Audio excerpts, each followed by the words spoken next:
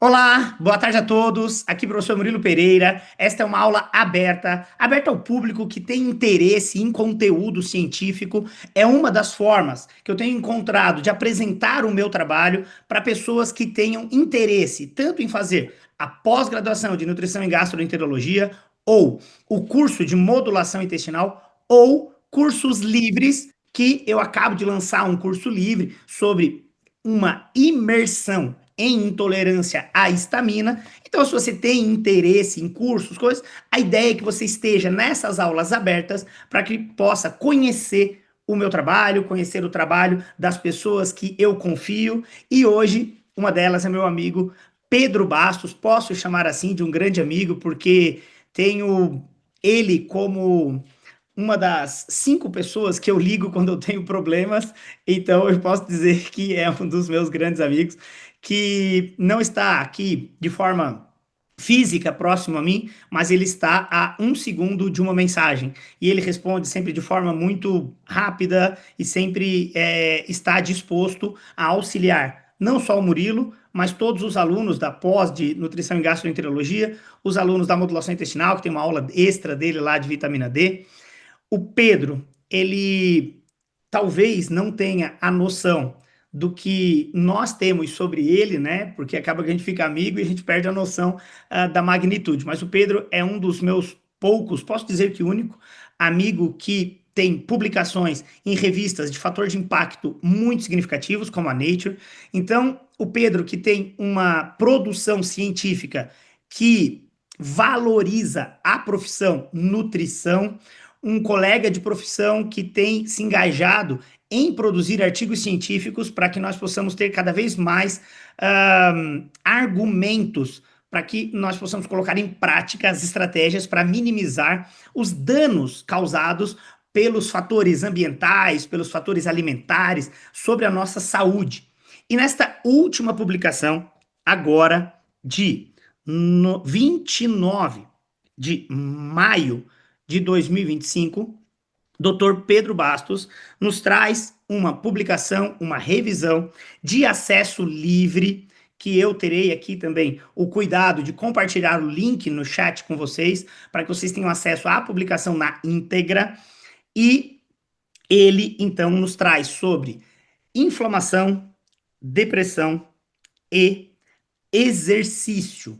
Uma ótica do exercício sobre o processo ou dessa junção de inflamação e depressão. E quando a gente fala inflamação e depressão, eu ouso dizer que nós temos um elo central nisso, que é as nossas escolhas. Sejam escolhas alimentares ou escolhas de estilo de vida. Então, se ao final da aula você chegar a uma conclusão que o que você tem que tomar é decisões, talvez você esteja correto. Porque a gente tem que tomar decisões do que nós vamos nos alimentar, o que nós vamos também escolher de estilo de vida ou de atividade física. E aí, Pedrão? Para que nós possamos dar início aqui, eu deixei essa capa do paper aqui, deixei a referência, deixei a origem. Vou colocar aqui algumas informações bem rápidas sobre essa publicação, vou dar um zoom aqui para facilitar. Então, para todos que quiserem citar e encontrar o artigo científico, é um artigo livre, de acesso livre. Deixa eu só aqui, pronto. O DOI desta publicação é esse que está aqui em destaque. A data da publicação também, os autores também, e o Pedro Bastos é o primeiro autor desta publicação. Essa publicação que eu acredito que nós, profissionais do Brasil e outros profissionais do mundo que estão aqui conosco, porque é uma aula aberta, poderemos ter como uma força embaixo do braço para que a gente possa conversar mais sobre escolhas ou sobre inflamação. Também, Pedro, tomei cuidado de colocar aqui a imagem, que para mim é o que faz todo sentido, e quando o Pedro me mandou o artigo, ele disse, Miguel, tem uma imagem linda do jeito que tu gosta. E a imagem vem com uma referência aqui toda em inglês, os termos todos em inglês, e essa é a imagem ampliada aqui da publicação, que eu, como conversei com vocês, o Pedro não estava aqui, mas, Pedro, não tenho como te agradecer, Muito obrigado por todo o cuidado que você tomou para organizar essa aula. Muito obrigado por você ter entrado lá no software em que você utilizou para fazer esta publicação e atualizar as imagens com termos em português. Eu acho que isso é algo da tua genialidade e só tenho aqui a agradecer em nome de todos os alunos que estão aqui conosco agora nessa aula ao vivo. A partir deste momento, eu vou descompartilhar a minha tela e ao descompartilhar a minha tela, eu vou pedir então, Pedro, que você possa fazer aí então o, o compartilhamento. Deixa eu só confirmar aqui que eu descompartilhei. Pronto. A minha tela já está descompartilhada, agora, Pedrão, com você. Pronto, já Vamos, está vamos compartilhado. lá então. Muito Agora é com obrigado, você, meu amigo. Eu amigo. vou estar aqui junto contigo, dando pitaco e gritando, como eu sempre faço, né? Claro, claro que sim, amigo. Muito obrigado em primeiro lugar pelo convite e por tudo aquilo que tu falaste a meu respeito. Pelo exagero também, obviamente, mas muito obrigado e muito obrigado a todos vocês que estão aqui hoje para nos escutar. Então, eu vou falar um pouco sobre este conceito de inflamação e depressão, falarei um pouco sobre exercício, mas como eu sou nutricionista e eu falei neste artigo sobre exercício porque tive como coautores três fisiologistas do exercício, aliás, um deles até é brasileiro e publica bastante sobre exercício e depressão. E o outro dos fisiologistas do exercício que está também no paper, ele não é brasileiro, é espanhol, mas viveu no Brasil bastante tempo, continua tendo ligações a uma universidade em Campo Grande, continua fazendo pesquisas com outros pesquisadores brasileiros.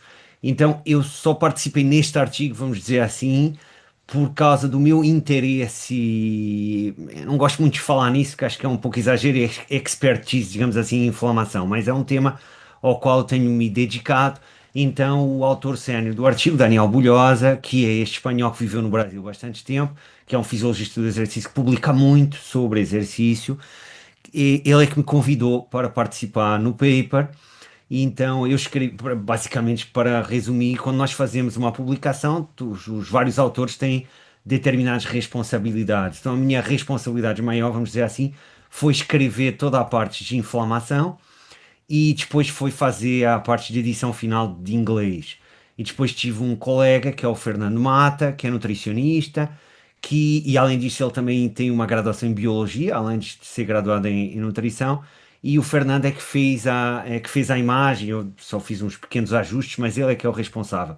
E depois temos vários outros autores, temos médicos também que participaram em determinadas partes do artigo para nos assegurarmos que não estávamos dizendo nenhuma bobagem. Por exemplo, a parte de depressão é muito importante ter médicos que sabem sobre a doença, porque eu sou nutricionista, não sou um especialista em depressão. Como eu disse, aquilo que eu domino um pouco mais é mesmo a inflamação, então foi aí que eu trouxe, foi para isso que eu fui chamado, vamos dizer assim. E por que que eu estou falando de tudo isto? Porque eu vou querer vos dar aqui uma perspectiva, não só o que está no artigo, mas também fora do artigo, mais relacionado sobre isto, a inflamação e depressão, e mais especificamente a neuroinflamação. E depois, então, no fim, como o Murilo falou, eu vos falarei um pouco sobre o exercício e sobre o artigo especificamente. Então, é importante só reforçar que a inflamação é um mecanismo, mas a doença, a depressão, tem de facto um impacto muito grande na nossa sociedade, afeta aproximadamente 5% da população a nível mundial. Para vocês terem uma ideia, a diabetes afeta 10%, mais ou menos, e é considerada uma epidemia. 5% é também um percentual já bastante alto. E está entre os maiores responsáveis por anos de vida perdidos por doença no mundo. Então, é importante sempre reforçar que a qualidade de vida que se perde quando uma pessoa sofre de depressão é muito grande e muitas vezes não é só essa pessoa, é também toda a família que vive com essa pessoa. E além disso, se estivermos falando de alguém produtivo, também temos que pensar em termos económicos, na perda económica que esta doença também traz, além do grande sofrimento para a pessoa e para aqueles que lhe são próximos. Infelizmente, eu conheço algumas pessoas próximas que sofrem ou sofreram de depressão, até já tive uma pessoa próxima que cometeu suicídio, então é uma doença que, de algum modo, também me toca, digamos assim, que é sempre uma doença que a mim me deixa triste, vamos dizer assim, ao ver alguém próximo sofrendo desta doença, que é difícil. Não é uma doença fácil, é bem difícil. E são várias as causas, não existe uma única causa, então são muitas as causas. Temos o stress psicossocial, temos o isolamento social, temos também o trauma, traumas que as pessoas possam ter sofrido, e temos fatores biológicos. Dentro dos fatores biológicos, aquele que me interessa mais, que não é o único, uma vez mais, mas é um fator importante, é a inflamação, mais especificamente a neuroinflamação. E o que é isso da neuroinflamação? Dizem que uma imagem vale mais do que 1000 palavras, então eu vou usar esta ilustração para entendermos melhor a neuroinflamação.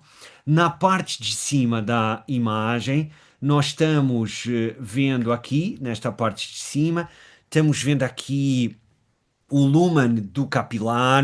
Aqui nós estamos vendo as células endoteliais que compõem a barreira hematoencefálica, que, como o nome diz, serve de barreira entre aqui o que está no sangue e o sistema nervoso central. O que é que isto quer dizer já antes de avançarmos? Qualquer célula, qualquer molécula que esteja aqui no lumen para passar para o sistema nervoso central tem que passar através desta barreira. E isto é algo importante quando falamos em neuroinflamação, ou seja, inflamação no sistema nervoso central.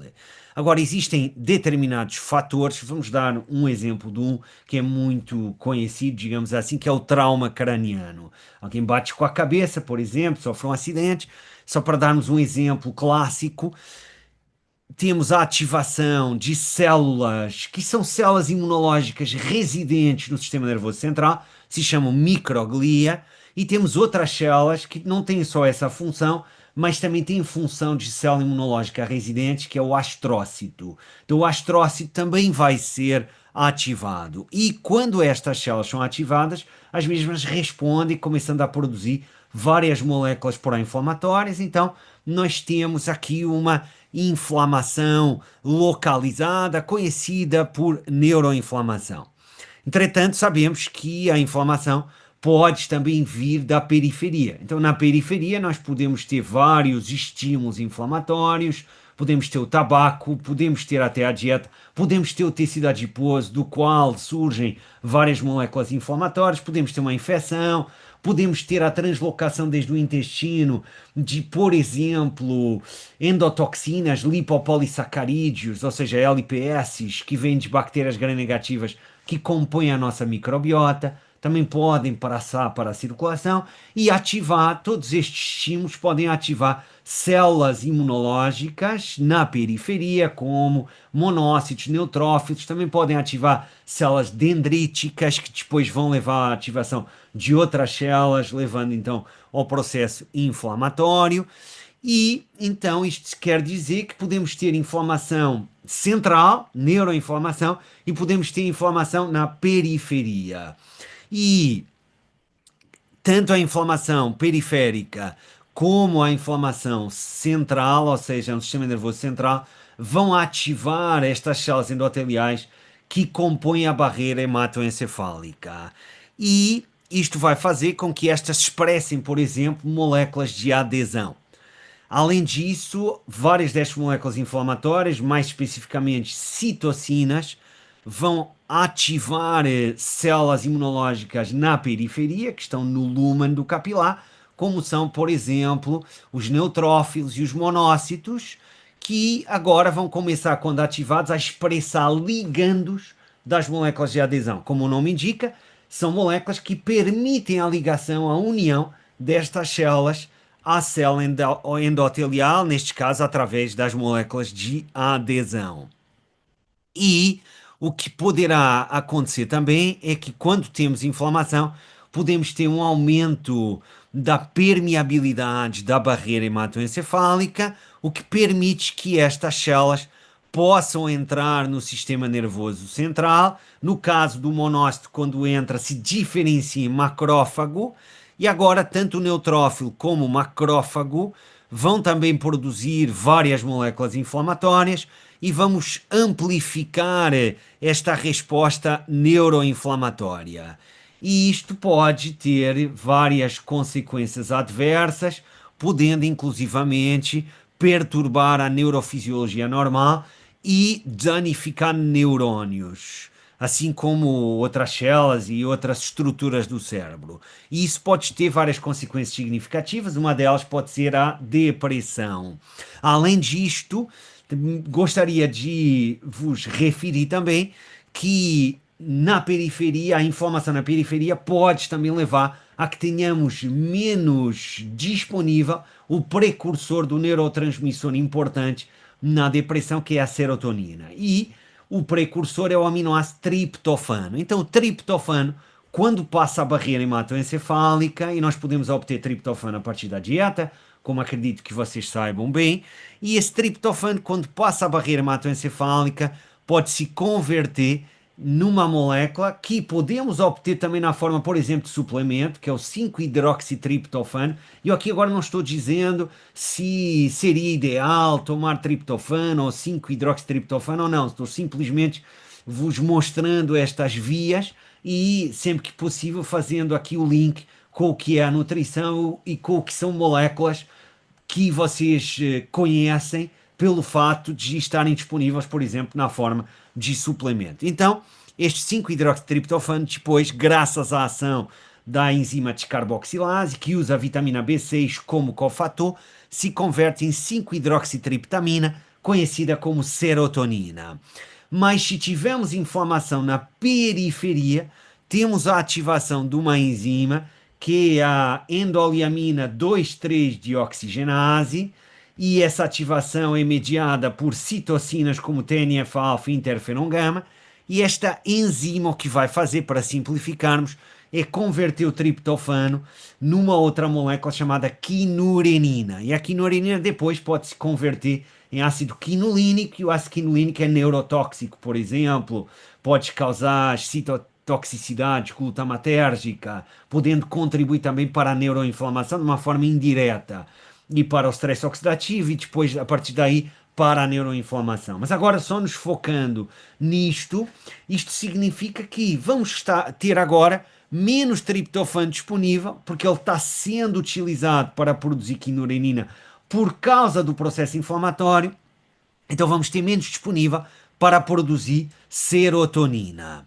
Agora vocês poderão me perguntar, ok, Pedro, do ponto de vista fisiológico, apesar disto ser, digamos assim, uma visão muito resumida, mais ou menos poderão me dizer, eu acredito no que você está falando, ou seja, que a inflamação pode ser que tenha uma relação com a depressão, mas realmente que evidência que existe? Se eu for falar isto, por exemplo, para os meus colegas que são pesquisadores ou para colegas que são médicos, por exemplo, eu preciso de lhes dizer que há evidência que a inflamação tem um papel na depressão. Então, qual é que é essa evidência?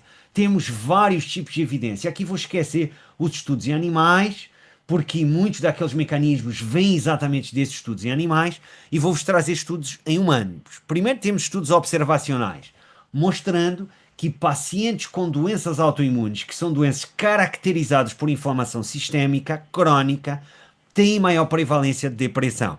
Estou falando de tireoidite autoimune, artrite reumatoide, psoríase, artrite psoriásica e lúpus eritematoso sistémico. Além disso, temos, por exemplo, esta meta-análise e revisão sistemática, também de estudos observacionais, que conclui que pacientes com transtorno depressivo maior, em comparação com controles sem depressão, têm níveis mais altos de dois biomarcadores de inflamação, que são a proteína C reativa e a interleucina 6, uma citocina. Depois nós temos esta outra revisão sistemática e meta-análise, por exemplo, aqui de 30 estudos, concluindo que a prevalência de proteína C reativa acima de 3 miligramas por litro em pacientes com depressão é de 27%. E, de acordo com 17 estudos, a razão de probabilidade para uma proteína C reativa superior a 3 em pacientes com depressão é de 1,46. E depois temos aqui esta meta-análise de 25 estudos, em que a prevalência de proteína C reativa por em cima, ou seja, superior a 1 miligrama por litro, em pacientes com depressão é de quase 60%. E aqui esta mesma meta-análise de 17 estudos que eu mencionei antes, mostra que a razão de probabilidades para uma proteína C reativa, de ter uma proteína C reativa acima de 1 em pacientes com depressão é de 1,47. E agora vocês podem me dizer, mas por que estes valores de 1, de 3? Bom, aqui é importante lembrar o seguinte, que quando nós utilizamos a proteína C reativa ultrassensível, é importante sempre diferenciar ultrassensível de não ultrassensível. Ultrassensível quer dizer que o método utilizado para medir a proteína C reativa permite detectar, permite medir valores muito baixos. Tipicamente, valores até 0,3, 0,2, ou seja, valores muito baixos de proteína C reativa. Então, são esses que se deveríamos utilizar se quisermos utilizar este biomarcador como biomarcador de inflamação de baixo grau. Então, o ideal é que a proteína C reativa esteja por baixo de 1 miligrama por litro. E quando temos entre 1 e 10, se considera inflamação de baixo grau. Enquanto que quando é acima de 10, se considera de alto grau. De onde é que vem o 3? Vem do fato de existirem estudos, vários estudos, que mostram que um valor de proteína C reativa ultrassensível superior a 3 miligramas por litro, que ainda é inflamação de baixo grau, já se associa a um risco elevado de eventos cardiovasculares adversos, como um infarto agudo de miocárdio, por exemplo. Então é daí que vem esse valor de corte de 3, que se utiliza muito e se utiliza inclusivamente em estudos feitos para estudar outras doenças que não a doença cardiovascular, mas vem daí. No entanto, se vocês quiserem ter aqui alguma regra, digamos assim, seria acima de 1 miligrama por litro de baixo grau, acima de 10 de alto grau. Depois nós temos aqui outra meta-análise de 82 estudos que mostra que pacientes com um transtorno depressivo maior, em comparação com controles sem depressão, têm níveis mais altos de vários marcadores de inflamação. TNF-alfa, interleucina 1 beta, interleucina 6, interleucina 4 e 8, além de proteína C reativa e desta quimiocina MCP1. E depois nós temos também aqui esta outra revisão sistemática e meta-análise que conclui que um estado inflamatório de base se associa com menor resposta a tratamentos antidepressivos convencionais, principalmente aqueles que vocês conhecem muito bem, que são os inibidores da recaptação da serotonina, em pacientes que têm transtorno depressivo maior. E finalmente, eu acho que a grande evidência é esta, nós temos esta revisão sistemática com meta-análise de ensaios clínicos randomizados, então não são estudos observacionais, mostrando que o uso de vários tipos de fármacos que atuam na inflamação, então vamos chamar anti-inflamatórios, não são só os anti-inflamatórios clássicos, os anti-inflamatórios não esteroides, são também outros agentes, diminuem os sintomas do transtorno depressivo maior e melhoram a taxa de resposta e a taxa de resposta ao tratamento convencional e a taxa de remissão também aumenta significativamente. Então, agora que nós vimos as principais linhas de evidência que nos dizem que a inflamação parece ter um papel, eu acredito que seja causal na depressão, mais uma vez, não é a única causa, existem pacientes com depressão que não têm como causa um processo inflamatório, têm outras causas, então é importante sempre esclarecer isso, mas a inflamação é uma das causas, e agora que nós vimos isso, eu acho que é importante sabermos quais são as principais causas desse fenómeno, ou seja, do processo inflamatório crônico sistêmico de baixo grau, que pode contribuir para a neuroinflamação. E aí estamos falando de xenobióticos, vários poluentes aos quais nós estamos expostos. Estamos falando do tabaco, ou seja, resulta também das nossas escolhas, como o Murilo falou e muito bem. Temos o stress psicológico, temos uma má qualidade do sono com a disrupção circadiana, temos a obesidade, principalmente quando se caracteriza por excesso de densidade adiposo visceral, temos uma dieta pró-inflamatória, temos a desbiose, algo que o Murilo domina muito mais do que eu, alterações adversas da microbiota intestinal e, finalmente, nós temos a inatividade física. Então, em resumo, e fazendo o link com tudo o que nós vimos, e trazendo então a tal imagem que o Murilo falou do paper, então, aqui nesta figura, nós tentamos no artigo resumir este modelo conceptual que nos mostra, digamos assim, como é que a inflamação crónica sistémica de baixo grau contribui para este transtorno depressivo maior. E como é que o exercício e outros fatores de estilo de vida podem afetar este processo. Então, nós temos aqui em cima no lado esquerdo, estamos vendo aqui um capilar, estamos vendo a barreira hematoencefálica, estamos vendo aqui células do sistema nervoso central. E estamos vendo aqui vários fatores do estilo de vida moderno, como o sedentarismo, a dieta inadequada, o excesso de álcool, o tabaco, vários poluentes, a obesidade e, além disso, alterações do sono, podendo levar a um estado de inflamação sistêmica crônica de baixo grau. Então, este ISCBG seria, em português, inflamação sistêmica crônica de baixo grau, aquilo que em vários artigos em inglês vocês vão encontrar como low grade chronic inflammation ou low grade systemic chronic inflammation, mas em português seria isto. E isto vai fazer com que então tenhamos a ativação de células inflamatórias que vão produzir moléculas inflamatórias, moléculas essas que vão para a circulação, vão aumentar a permeabilidade da barreira hematoencefálica, permitindo também o acesso de outras células do sistema imune ao sistema nervoso central, e além disso, estas moléculas podem entrar diretamente no sistema nervoso central, ativando a microglia.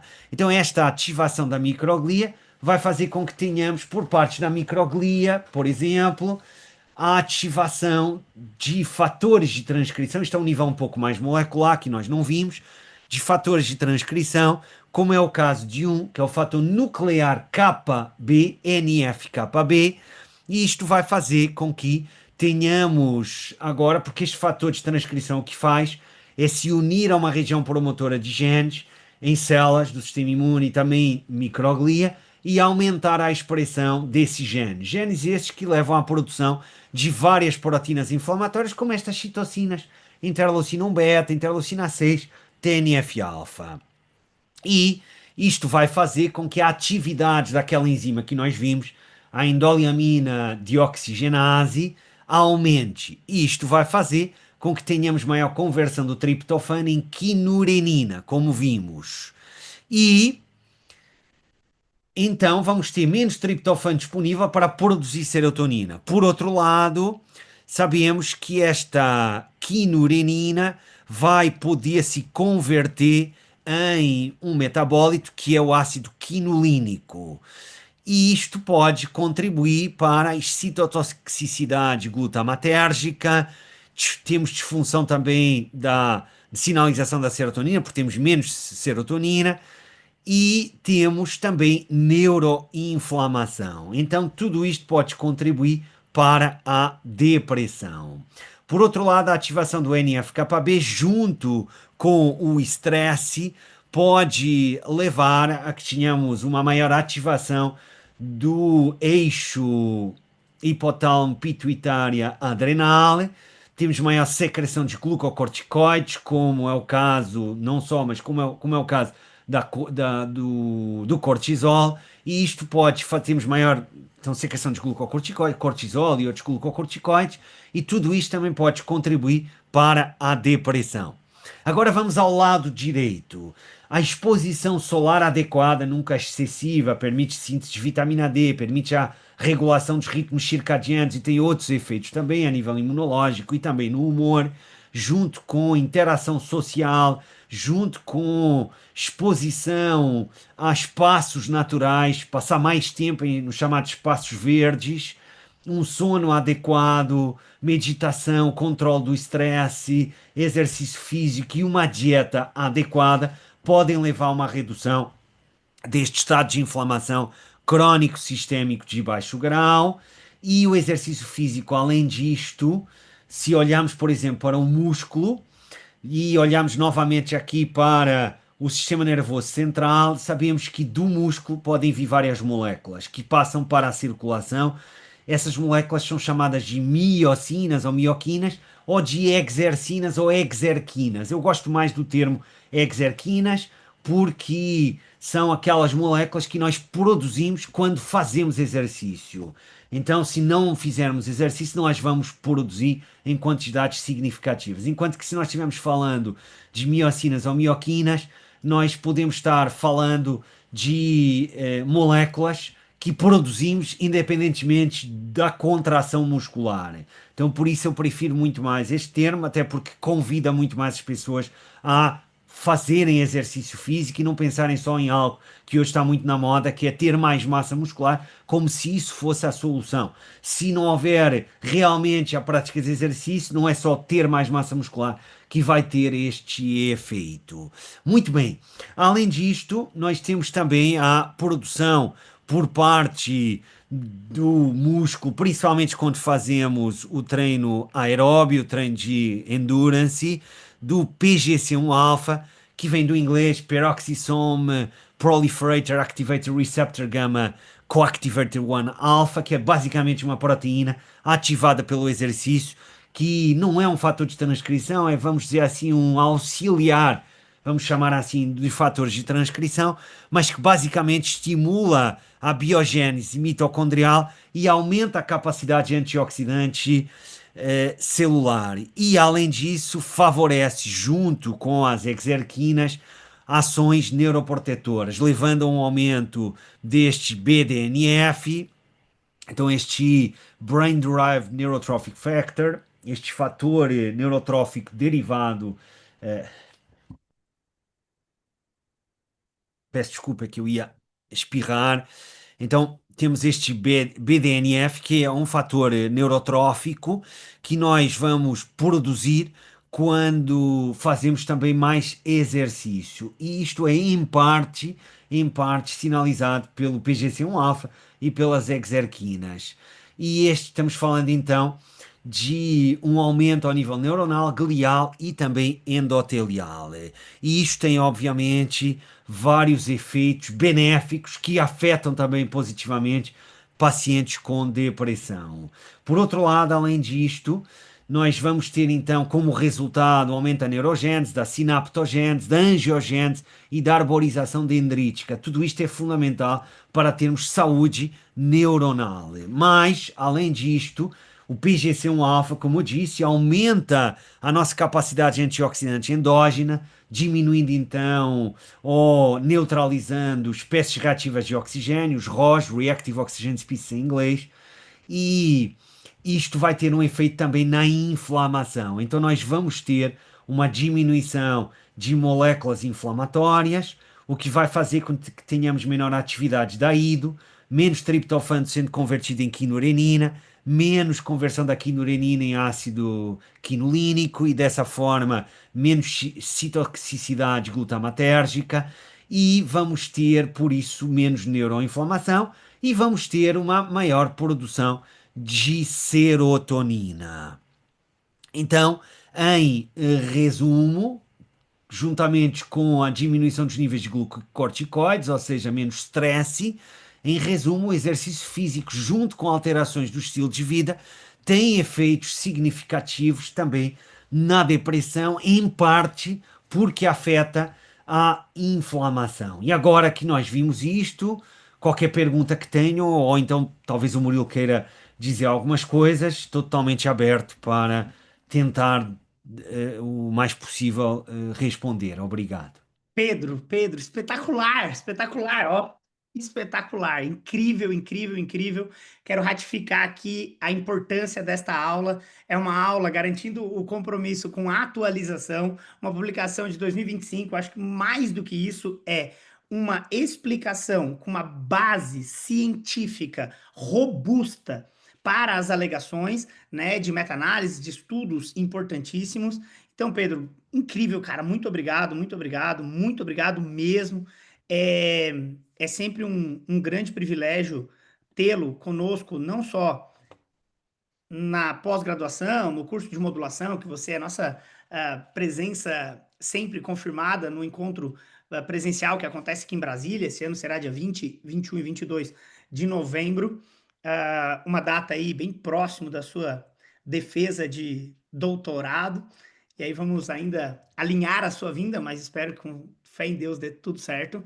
É, Agradeço a todos que estão aqui. Essa é uma aula aberta. Se você assistiu, se você está aqui ao vivo, eu vou disponibilizar essa aula gravada. Para lá naquelas meta-análises e decora tudo aquilo. Porque aquilo ali é a tua base científica para alegação sobre a importância da modulação de citocinas inflamatórias. E isso acontece a partir de estratégias alimentares e através de estratégias comportamentais. E essas substâncias derivadas da prática do exercício, citadas pelo Pedro no final da aula, são fundamentais para a sua alegação, para que a pessoa possa se mexer e que ela retome atividade simples, para que o corpo entenda que ela está viva e que tenha todo um equilíbrio desses fatores epigenéticos ou fatores ambientais aí que podem influenciar nessa sintomatologia clínica de depressão. Quando o Pedro cita ali de forma brilhante TNF-alfa, proteína C reativa, às vezes isso passa despercebido no nosso olhar, mas não passa despercebido ao olhar da ciência. Então, esta é uma aula aberta, Pedro, sem palavras para agradecer, uma aula que ficou aqui restrita a 300 colegas, porque eu acho que é isso mesmo, tem que dar valor àqueles que se interessam e que se dedicam e que se organizam para estar aqui. É uma aula que ficará gravada, garantindo o nosso compromisso com atualização, tanto na pós-graduação de Nutrição Clínica em Gastroenterologia, quanto no curso de Modulação Intestinal. E agora, com pequenos cursos livres, hoje farei o lançamento aberto do curso de Intolerância à Histamina, um curso aberto, um curso para qualquer nível de educação. A ideia é fazer uma imersão de 3 meses em intolerância à histamina, com aplicabilidade prática. Todos aqueles que estiverem inscritos no curso ganharão uma análise fecal de histamina fecal, ganharão o insumo, a matéria-prima já envasada de Adidal para o tratamento de 30 dias com 4,2 miligramas, oferecido pela Infinity Pharma. Terão descontos exclusivos nas empresas que apoiam o curso de modulação intestinal, que são a Pura Vida, a Vitafor e a Central Nutrition.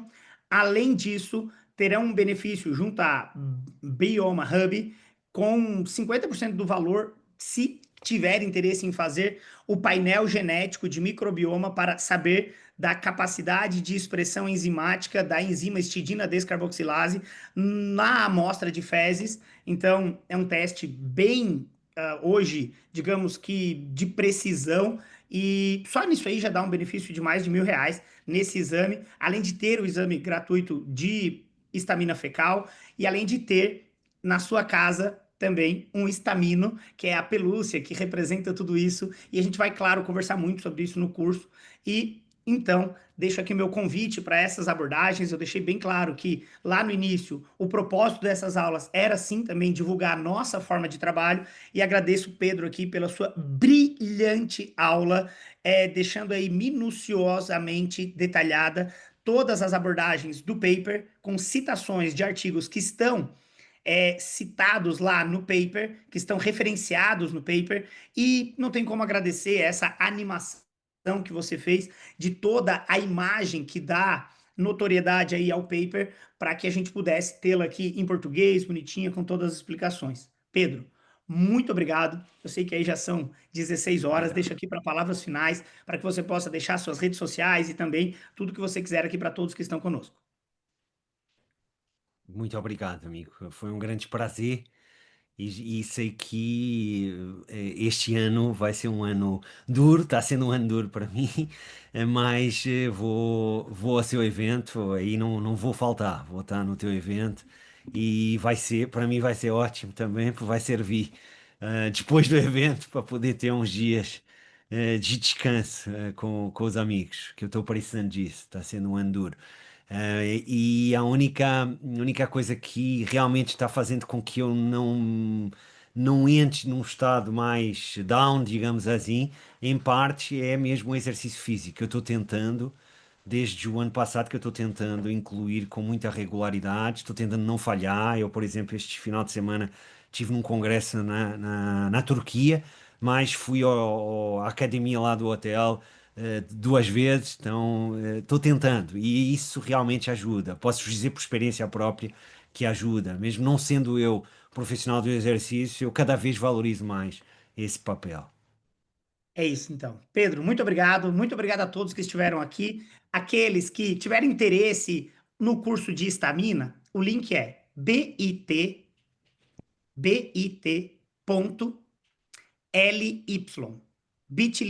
barra imersão estamina. Você vai ter lá um descritivo de tudo que é o curso e tal, e um link se você quiser fazer parte junto conosco. Muito obrigado pelo carinho, muito obrigado por tudo, gente, porque vocês representam na minha vida o fato desse carinho, de vocês estarem aqui, todo mundo com a câmera aberta e tal, isso mostra o comprometimento de vocês com o curso de modulação, com a pós-graduação, e o meu em trazer para vocês sempre atualização, conteúdo, a minha garantia que eu prometo sempre nos cursos eu garanto estar com vocês, sei lá, pro resto da minha vida, porque assim tem acontecido desde 2018, eu estou com todas as turmas do curso de modulação e tenho maior preocupação em dar para vocês condições diferenciadas sempre e também entregar a vocês conteúdo de qualidade, que eu acho que é isso que eu sei fazer, eu não sei fazer marketing, como eu sei fazer isso, eu acho que fazer isso aqui é muito melhor do que fazer marketing, então, muito obrigado pelo carinho, obrigado pela confiança aí, até uma próxima aula aberta. Beijo no coração. Tchau, tchau. Valeu, Pedrão. Tchau, muito obrigado, um grande abraço a todos. Obrigado.